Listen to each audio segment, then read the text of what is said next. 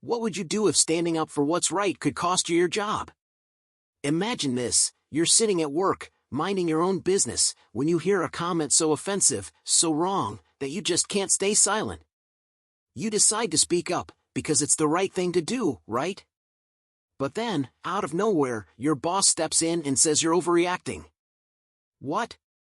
How could standing up against racism be seen as an issue? It's the kind of thing that makes you question everything: your values, your career, and even your future. How far are you willing to go to stand up for what's right, especially when the consequences could be severe? It's not just a question, it's a real dilemma many of us face in today's workplaces. Let's dive in and talk about the tough choices that come with speaking out against injustice. A few weeks ago, something happened that completely shook me. I was sitting at my desk, trying to focus on my work, when I overheard a colleague make an incredibly racist comment. It wasn't just a casual slip of the tongue, it was an offensive, ignorant remark that echoed deep-rooted prejudices. I felt my stomach drop, my blood pressure rise, and my heart start to race. I couldn't just ignore it. I knew I had to do something. But little did I know, speaking up would lead to a situation that would challenge everything I thought I knew about the workplace, power dynamics, and standing up for what's right. I calmly approached a colleague, trying to keep my emotions in check. I explained how their comment was hurtful and why it was offensive, urging them to be more mindful of the impact of their words. I wasn't angry, I wasn't yelling. I simply wanted to make them understand. But before I could even finish my sentence, my boss walked over, interrupting the conversation. "Is everything okay here?" he asked, his voice cold. I explained the situation, the comment, and why I felt it needed to be addressed. I expected him to support me, to back me up. After all, we work in an environment where inclusion and diversity are supposed to be valued. But instead, my boss looked at me with a dismissive glance and said something that still rings in my ears to this day. "You're being too sensitive. You need to get over it." What? I was shocked. How could he, of all people, dismiss something so serious, so harmful? Was he really telling me that racism, something that impacts so many people every single day, was nothing more than sensitivity? I tried to stay calm, but honestly, I was furious. It's one thing to hear ignorance from a colleague, but from your boss, someone who is supposed to uphold company values and maintain a safe, respectful work environment. That hit me hard. And it wasn't just a slip-up, a misunderstanding, it was his immediate, defensive reaction that set the tone for what came next. Over the next few days, things escalated. My boss didn't apologize; in fact, it felt like he was actively trying to undermine me. He started questioning my judgment, not just about the incident, but about my ability to do my job. "You're too emotional," he told me. "You're being too sensitive. How do I know you can be objective if you let something like this affect you?" I couldn't believe it. He was making it sound like I was the problem, like my commitment to standing up for what's right was an inconvenience, a distraction. But it didn't stop there. The atmosphere at work became tense. I felt like I was being watched, like everyone was waiting for me to snap, to make another scene. And as if that weren't enough, my boss hinted, more than once, that my position at the company might not be secure if I kept rocking the boat. I wasn't just being told to stay quiet, I was being threatened. The message was clear: if I wanted to keep my job, I had to keep my head down, avoid confrontation, and pretend like nothing had happened. But how could I do that? How could I just walk away from a situation like that and pretend everything was fine? I knew that staying silent would make me complicit in allowing racism to fester in the workplace. I could already see how it would affect the environment around me. If I didn't speak up, would others in the office start to believe that this behavior was acceptable?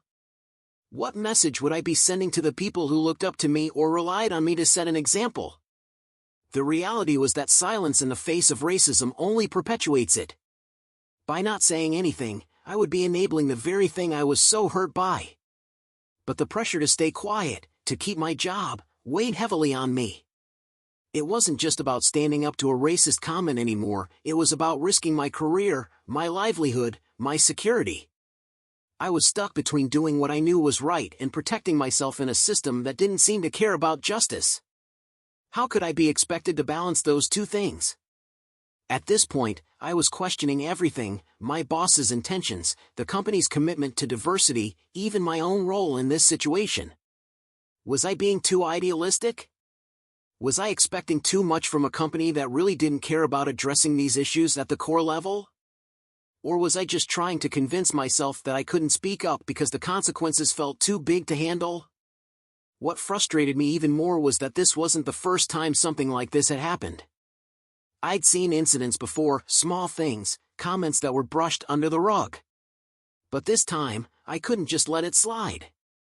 It was more than a joke or a careless remark. It was a moment where I had to decide whether I was going to continue to stay silent, to keep my head down, or whether I was going to risk everything to make things better. It was my moment to either be part of the problem or part of the solution. This wasn't just about me anymore. This was about standing up for what's right, even when the stakes were higher than I ever expected. As the days went on, I found myself in a constant battle, torn between two conflicting forces: the need to stay quiet to protect my job and the undeniable drive to do what was right. I couldn't just pretend that everything was fine. I couldn't ignore the impact that racism had, not just on me, but on the people around me. But then the fear kicked in: what would happen if I spoke out again?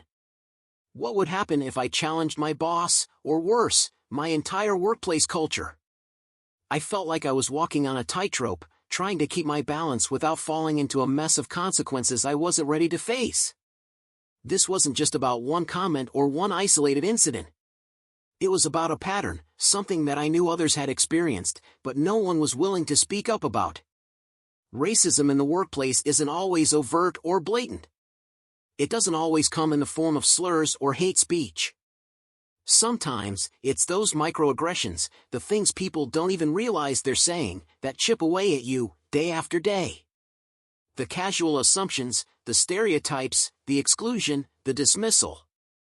And when you do speak out, when you do call it out, it's like you're the one who's in the wrong, like you're the one making a fuss. I remember sitting in a meeting a few days later, feeling like everyone could see the tension in the room.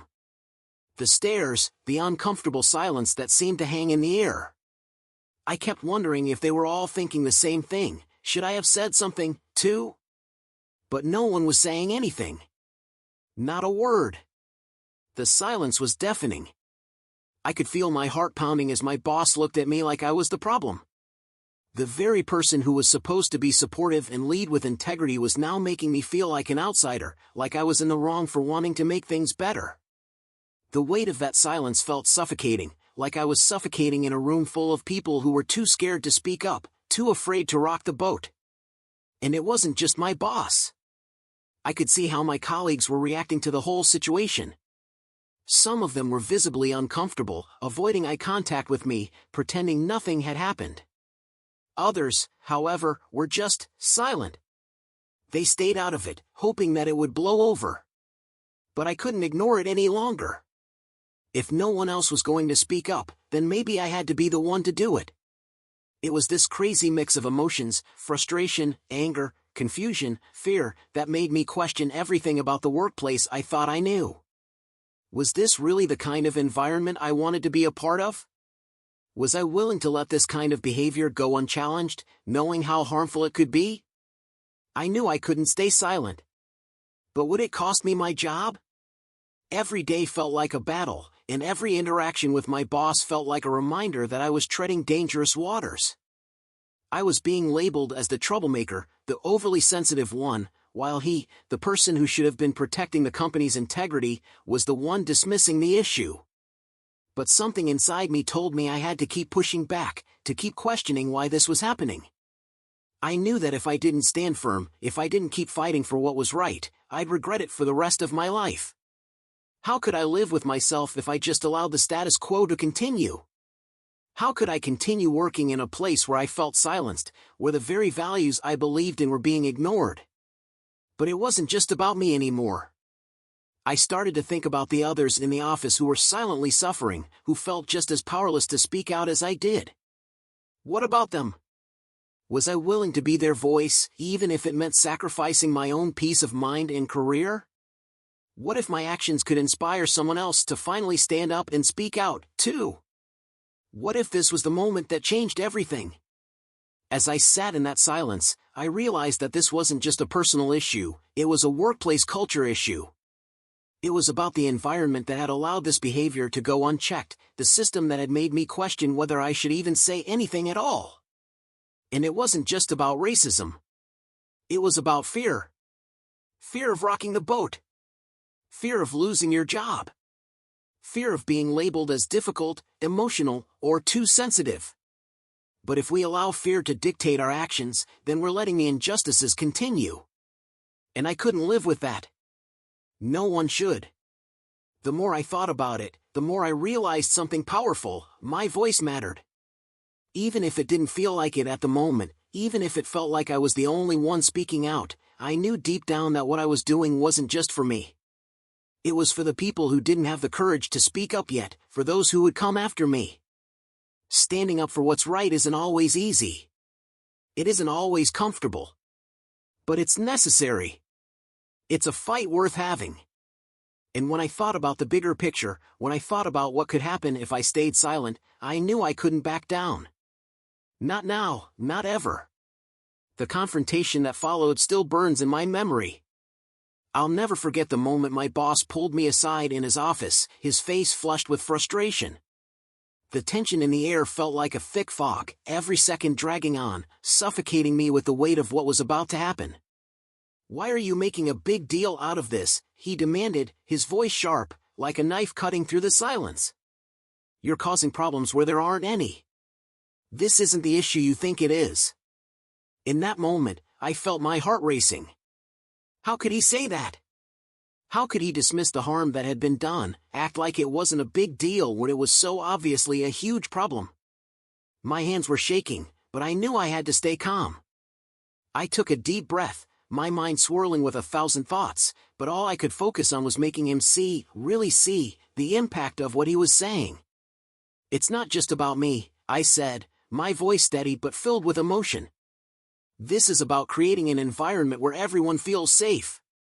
This is about standing up for what's right." But my words seemed to bounce off him. His eyes hardened, and he leaned forward, his voice cold and dismissive. "You're just being oversensitive. Maybe you should think about whether you're the right fit here." Those words hit me like a punch to the gut. Was he really threatening me? For a second, I couldn't believe what I was hearing. The reality of it all settled in. This wasn't just about a single incident, this was about everything that came after it. The subtle threats. The implications that I wasn't doing enough, that I wasn't enough. I remember standing there, my chest tight, feeling like the ground beneath me was about to crumble. But in that moment, something inside me clicked. I realized I couldn't back down. Not now, not ever. And then, just as the words were about to slip out of my mouth, words that could have ruined everything, words that could have cost me my job, something unexpected happened. A colleague, who'd been standing silently at the door, finally spoke up. "She's right," they said, their voice calm but resolute. "It's time we faced the truth." It was like a weight had been lifted off my shoulders. For the first time, I wasn't alone. In the end, standing up against racism wasn't just about defending myself, it was about defending every single person who'd ever faced discrimination or been made to feel less than because of who they are. Yes, it cost me a lot, the fear, the sleepless nights, the worry that my career might be over, but it also taught me something powerful. It taught me that our voices matter. Our actions matter. Every time we choose to stand up for what's right, no matter the consequences, we create a ripple effect that can change an entire culture. A workplace that tolerates injustice is a workplace that thrives on silence and complicity. But the more we speak out, the more we refuse to be quiet, the closer we get to a world where respect and equality are the norms, not the exceptions. You see, it's not just about one person, it's about all of us, together, fighting for a better future. Now, I want to hear from you. Have you ever been in a situation like this? Have you ever had to stand up against something wrong, even if it meant risking everything? Share your story in the comments below. Let's make sure we support each other through this journey. And if you're looking for more insight on workplace rights and how to protect yourself when you speak out, don't miss my next video. Hit that subscribe button, and let's continue this conversation. Together, we can create change.